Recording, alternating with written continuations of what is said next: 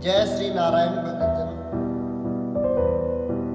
भगत जनों, भगवान गीता का उपदेश अर्जुन को शरीर और शरीरी से देना प्रारंभ करते हैं। पहले वह शरीर और शरीरी यानी कि शरीर और शरीर में जो आत्मा है, जो परमात्मा में लीन है, उसका भेद बताते हैं। कहते हैं भगवान कि शरीर और शरीरी जो है वो दोनों ही अलग है और इनका स्वभाव भी अलग है। एक शरीर जो है वह निर्विकारी है और जो शरीरी है वह विकारी है। एक सत्य है, एक असत्य है। शरीर असत्य है और शरीरी जो है सत्य है। एक चेतन है, शरीरी जो है चेतन है और शरीर जड़ है। इनमें जो विकार है, जो इन विकारों को समझता है, वह मनुष्य कभी भी जीवित या मृत व्यक्ति के लिए अपने आप को दुखी नहीं होने देता। शरीर और शरीरी दोनों ही असोच्य है।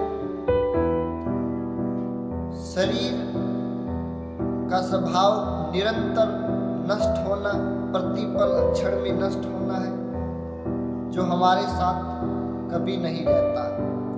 और जो शरीरी है वह निरंतर हमारे साथ रहती है और वह ज्यों की त्यों ही बनी रहती है। इन दोनों में अलग अलग स्वभाव है। शरीर निरंतर मृत्यु को प्राप्त होता रहता है और शरीरी कभी भी मृत्यु को प्राप्त नहीं होता। इस शरीर की जो स्थिति है वह हमेशा ज्यों की त्यों ही बनी रहती है। जो विवेकी मनुष्य होते हैं वो इस शरीर और शरीरी के अंतर को जान जाते हैं। वह कभी भी इस शरीर और शरीरी के लिए अपने आप को दुखी नहीं करते। जड़ चैतन्य, जो जड़ है वह शरीर है और शरीरी है चेतन, जो परमात्मा में लीन है। शरीर हमारा कभी भी साथ नहीं देता, पर अक्षण में वह नष्ट होता रहता है और संसार के साथ चलता है। परंतु जो शरीरी है, जो हमारी आत्मा है, वह निरंतर ऐसी की ऐसी ही बनी रहती है और वह हमेशा परमात्मा के साथ चलने वाली होती है। भगवान ने हमारे शरीर में ये जो विकार उत्पन्न किए हैं, इन्हीं की वजह से हमें अपने आप को हम नहीं पहचान पाते। हम भगवान की बनाई हुई मोह माया में पड़े रहते हैं और हम कभी परमात्मा को समझ ही नहीं पाते और हम शरीर को और शारीरिक जो साधन है, जो हमारे शरीर को सुख पहुंचाने वाले साधन है, हमेशा इन्हीं में जड़ रहते हैं और सोचते हैं कि यह चीज हमारे आराम के लिए बनी हुई है, यह सुख सुविधा हमारे लिए है। परंतु जो सच्ची जो सुख सुविधा है, जो जिस चीज में आराम है, वह जड़ से परे यानी कि शरीर से परे जो हमारी शरीरी है, यानी कि हमारी आत्मा है, उस आत्मा को हम परमात्मा में लगाएंगे, उसमें हमें सच्चा आनंद प्राप्त होगा, न कि संसारिक मोह माया में हमें सच्चा आनंद प्राप्त होता है। इस शरीरी को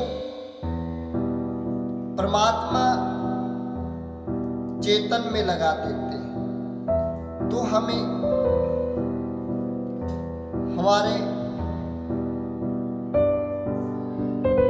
अपने आप को परमात्मा रूपी के दर्शन होते हैं।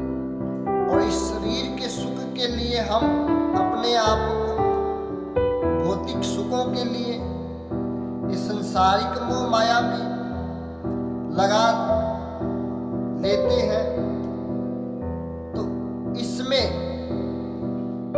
हमारा हमेशा विनाश होता रहता है। इसलिए इस शरीरी और शरीर को जो समझ जाता है वह चेतन होकर के परमात्मा में लीन हो जाता है। जो शरीरी है वह निरंतर ज्यों की त्यों सत्य बनी रहती है, और जो शरीर है वो असत्य है, वह संसार के साथ है, वह हमेशा पर क्षण में पर मिनट में ज्यों का त्यों ही बना रहता है।